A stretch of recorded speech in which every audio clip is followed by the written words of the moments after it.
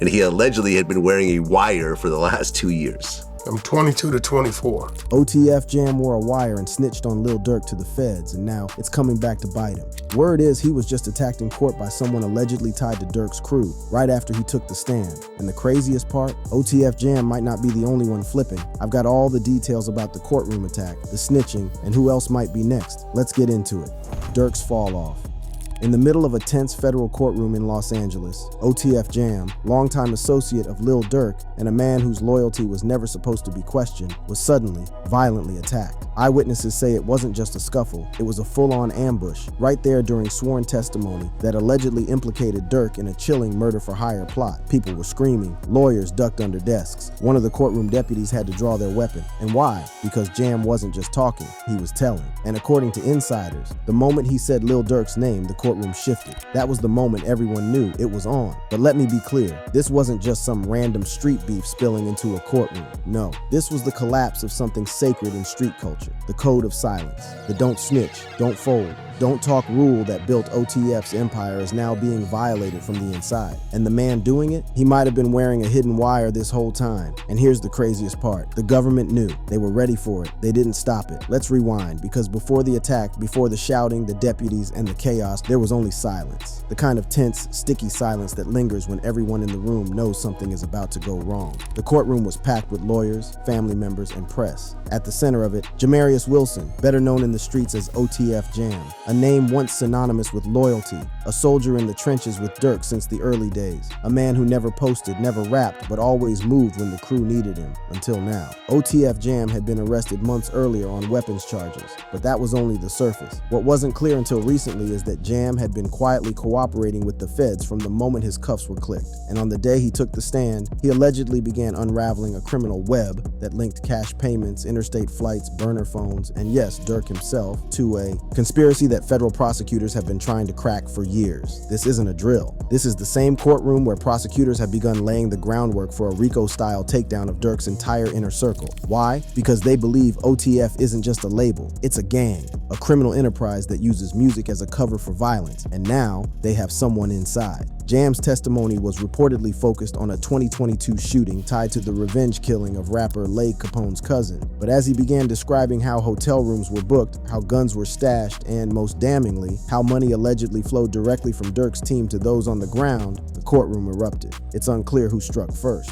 Some say it was a co-defendant's cousin who leapt from the back row and lunged over the barrier. Others say it was a coded look from Durk's lawyer that set the whole thing off. But what's certain is this: Jam was rushed, restrained, and removed under armed guard. And as of this recording, he hasn't been seen in public since. Why does this matter? Because it confirms what so many in the Chicago rap scene have only whispered about. OTF is leaking from the inside. People are flipping, people are talking, and the code of silence that protected Durk for over a decade is now in flames. And it gets worse, because if Jam wasn't attacked over what he said, then it was about what he was about to say. According to legal analysts, Jam had only made it through a fraction of the questions before chaos shut everything down. That means there's more, much more, he hasn't said yet. And now it might come out in sealed documents instead of open court. But let's back up and answer the obvious question. How did we get here? To understand the pressure Lil Durk is under, you have to go back, not just to 2022, but to the 1990s. That's when his father, Dante Banks Sr., was arrested for his role in an $8 million cocaine ring. Lil Durk's dad was arrested in 1993 after being caught up in a cocaine distribution ring. In 1994, he was sentenced to life in federal prison. And it wasn't just the arrest that shaped Durk's future, it was the mindset. I hate rats. I hate rats. That code, no cooperation, no talking, became law in OTF. But now, that very code is being broken by the same people Durk built his empire with. And that brings us back to Jam, the man who many now say turned rat. Multiple voices online have already accused him. I don't have no clue if OTF Jam wore wire on Lil Durk. OTF DD is an informant. Somebody named OTF Jam, they said they been calling him a rat. Man, you feed a nigga for 12 years, he come home with a wire? Even Tay Capone weighed in on the rumors swirling around Jam's role in the case. It have been in-house little weird shit going on with Jam. Jam been booked for a pipe, he'd disappear out the system, be back in the system. That's not just suspicious. That's federal level witness protection energy. And what makes this even more damning is the money trail. At the center of the case is the allegation that Durk blessed Jam with $50,000. That blessing is now being reinterpreted by prosecutors as payment. He got caught with a switch. and they're telling me he's kind of the one saying the 50 I got paid was for that. And the feds, they're not playing anymore. You give your statement and you agree to cooperate, you're getting on that goddamn stand and you're saying exactly what you wrote down. Or else you're gonna do life in prison. This is just the beginning of how Jam's alleged cooperation has blown the OTF case wide open. Now let's talk about the real reason Jam flipped, because whether or not he walked in wearing a wire, one thing is certain, OTF is unraveling. And the first thread to snap wasn't Jam, it was OTF DD. He is clearly named in the indictment as a co-conspirator. Okay, he is clearly one of the shooters on the scene, but when they actually talk about the crime, his name disappeared. DD, according to transcripts and insiders, was one of the shooters. But when the crime is described in the paperwork, his name gets scrubbed clean, replaced with an unnamed co-conspirator. That only happens for one reason. The government is protecting their informant. And once he flipped, it sent a signal. It's open season inside OTF. Loyalty is dead. It's every man for himself. Whack 100 laid it out plain. If Lil Durk doesn't get ahead of this, he's cooked. Think about that. The same Durk who built an entire empire off of never speaking, of letting the music do the talking, now faces a terrifying choice. Speak or sink. And the people flipping on him, some of them ain't even that close to him. They're definitely gonna tell. And they don't even have strong ties with Durk. That's what makes it more dangerous. These aren't brothers flipping on a code. They're foot soldiers trying to dodge a life sentence. They owe Durk nothing, and the government is counting on it. According to Vlad and Whack 100, the prosecution's entire case is built on these guys cooperating. And if even half of them follow through, that's more than enough to bury Durk under a federal indictment for life. If they all become Sammy the Bull, I don't see how Durk can get out of this. Let's not gloss over that. Sammy the Bull flipped on the Gambino family and took down John Gotti. That's the kind of energy these courtrooms are now working with. They're not chasing lyrics, they're chasing legacy hits. So here's where the bombshell drops. Durk is tied to this case not through actions, but through affiliation. Vlad breaks it down. You flew them in. Yeah. They're here because you flew They're them on your in. credit card. All these things, and they might have been here because he had something to do. And if even one of them says Durk gave the go-ahead, game over. It doesn't matter if Durk wasn't in the car, didn't pull the trigger, didn't send the text. What matters is if the feds can create a narrative that he facilitated the act. Now let's pivot back to the courtroom attack, because when Jam took the stand, what we saw wasn't just courtroom drama, it was desperation. The last-ditch effort of a brotherhood trying to stop its own collapse in real time. According to legal analysts, the defense will now demand Jam's testimony be tossed because the courtroom was compromised. But the prosecution, they've already got what they needed. And more importantly, they might have orchestrated this moment to expose how far the OTF circle will go to silence people. And that opens the door to something far worse, a witness intimidation enhancement, which means longer sentences, more leverage for plea deals, and more fear for anyone else still considering testifying. See, Jam may not have broken the code on his own. Rat, rat, rat, rat. And basically he said, okay, I'm a rat. Well, watch this. Watch this. That's a man who's done being quiet. That's a man who's been labeled a snitch so many times. He might as well own it. And now the internet's in a frenzy. Every post, every blog, every free Durk hashtag. But here's the part no one wants to admit. Durk might not walk away from this one. Because even though prosecutors removed the original payment paragraph from the indictment, which claimed Durk ordered a hit by wiring money, it's not because they're giving up. Paragraph 9 from the original indictment has been removed. Whack explains it clearly. They dropped that section because the witness testimony wasn't lining up. But now with Jam, that testimony may finally stick. And the other part of the game, stacking charges. They've already added stalking resulting in death to the indictment, which, if you didn't know, is a charge often used in murder for hire plots when direct payment can't be proven. It still carries life in prison. So no, Durk doesn't get to breathe easy just because one piece of the case fell apart. As Vlad said, if they can get people to say Durk put us up to this, and their stories are consistent, then Durk is cooked. And if those statements are coming from Jam, DD, or whoever flips next, it might not matter how many lawyers Durk has, or how many hits he dropped, or how many people still scream free the voice, because the courtroom doesn't care who you are. It only cares about what it can prove, and what others are willing to say under oath. And the irony, the very loyalty Durk built his empire on, might be the one thing that dooms him. Because while his co-defendants start talking, taking deals, reducing sentences, Durk, he's still silent. He's not gonna say anything. And the jury, you better believe they notice. OTF Jam's exile.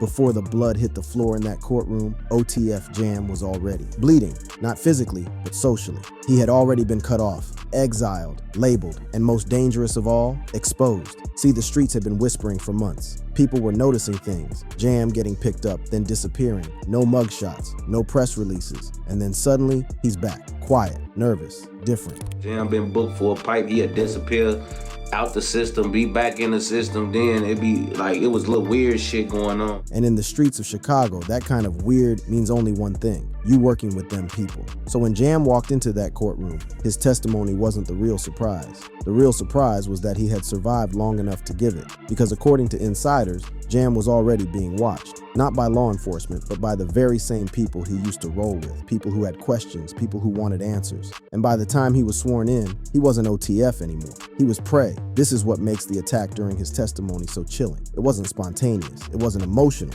It was calculated. Witnesses say the courtroom felt tense from the moment Jam took the stand. Every look, every shift, every breath had weight. Then came the moment. He started naming names, quietly at first. Payments, movements, flights, connections. Then he paused, and just as he was about to continue, someone jumped the barrier.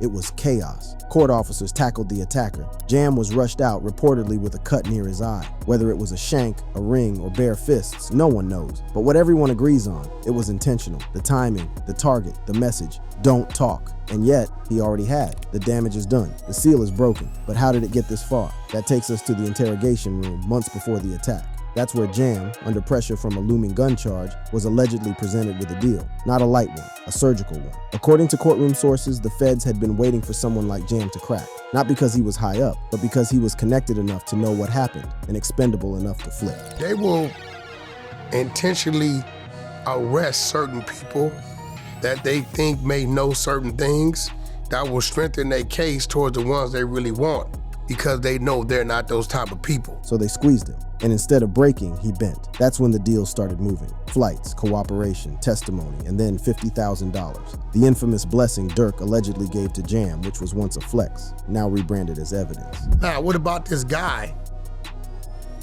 who allegedly got caught with a switch, who Durk told the world that he blessed him with 50 grand. OTF Jam. As a homie, like it wasn't a secret.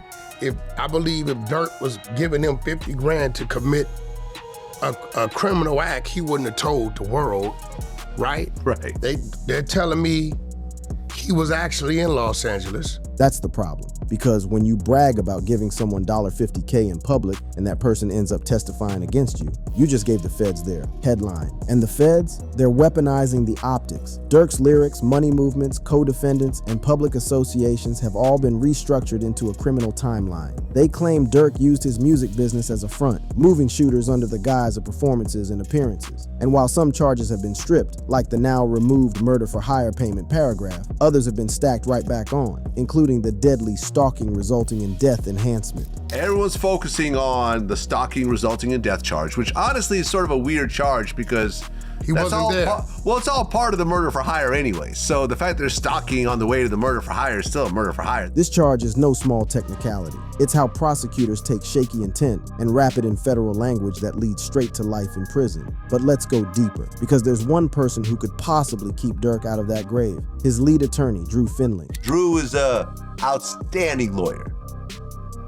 Outstanding. He got YFN Lucci a great deal. He got NBA Youngboy a great deal. And now he's got Durk. But even Drew can't stop what's coming if Durk won't talk. That's the elephant in the room, Durk's silence. To the fans, it's loyalty. To the streets, it's principle. But to the jury, it looks like guilt. There is a basic assumption with every jury that if you do not take the stand on your own behalf, you're guilty. And it doesn't help that prosecutors are stacking OTF Chain's photos and lyrics as evidence of a criminal organization. Let that sink in. What once was a movement is now evidence. So where does this leave Durk? Alone. Because while he stays quiet, OTF is caving from within. People are cutting deals, timelines are shifting, stories are aligning, and the rumors won't stop. Even bloggers like King Yella have jumped into the fray. Rat.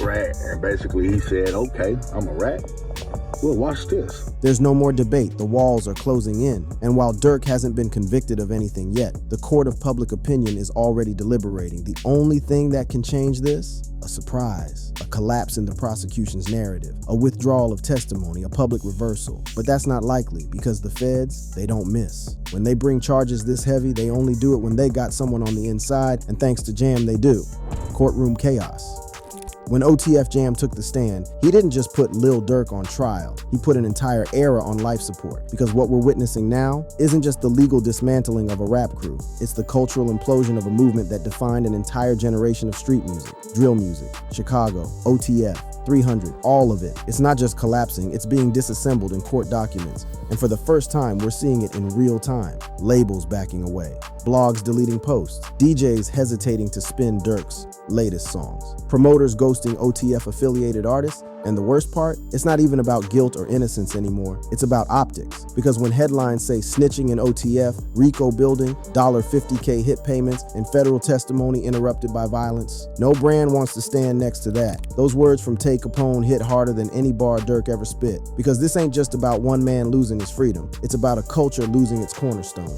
Let's be real. Lil Durk is the face of modern drill. He took it mainstream, he made it commercial, he gave features to up-and-coming artists, and put entire blocks on the map. But now, the same OTF chain that gave you status might get you subpoenaed. Because the feds aren't just looking at Durk, they're looking at the infrastructure, the money trails, the associates, the features, the shows, every payment, every travel itinerary, every lyric. They want to turn this into another YSL-style domino collapse, and they're off to a strong start. But what makes this case different? OTF is not standing tall. People are flipping, stories are changing, allegiances are crumbling. Even the blogs are saying it out loud. If somebody say Durk's name, that's all it's gonna take. Somebody is a rat, somebody telling, somebody from OTF. And once those statements become official courtroom testimony, Durk's whole brand becomes toxic. And listen, Durk has always worn his pain in his music, losing D-Thang, losing King Von, losing his father to the feds. But now, he might lose everything else. Because even if he walks free, which is still a massive if, he'll be walking back into a world where his name no longer means power. It means paranoia, where every artist wonders, is Durk safe to stand next to anymore? And if he doesn't walk free, if he loses, Chicago loses. But he got a lot. He bring a lot of spotlight to the city. He give artists his features. It's a lot that he doing, folks. Durk isn't just a rapper.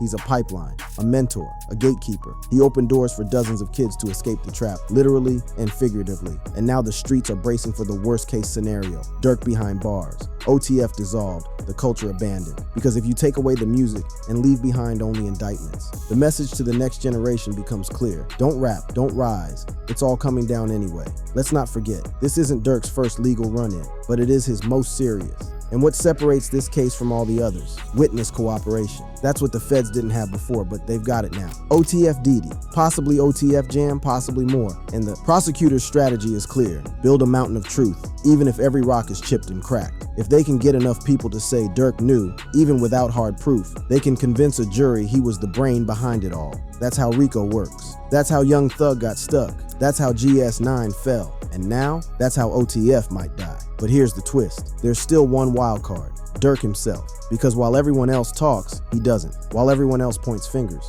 he stays silent. And while the prosecution builds its narrative, Durk is still crafting songs, recording lyrics that double as emotional confessions and legal liabilities. And that may be the final irony. The very music that made him a star could be the evidence that takes him down. Because even though the court removed lyrics from the indictment once, that doesn't mean they're not listening. Not the fans, not the feds, not the future. So the only question left is, can OTF survive without Durk? Can the label, the brand, the movement live on if its face, its founder, and its fire is silenced? Or does everything, music, money, legacy, die with the next testimony? Because now, it's no longer about bars or beats. It's about survival. And survival doesn't favor the silent. Thanks for watching. Check out our other videos by clicking on your screen.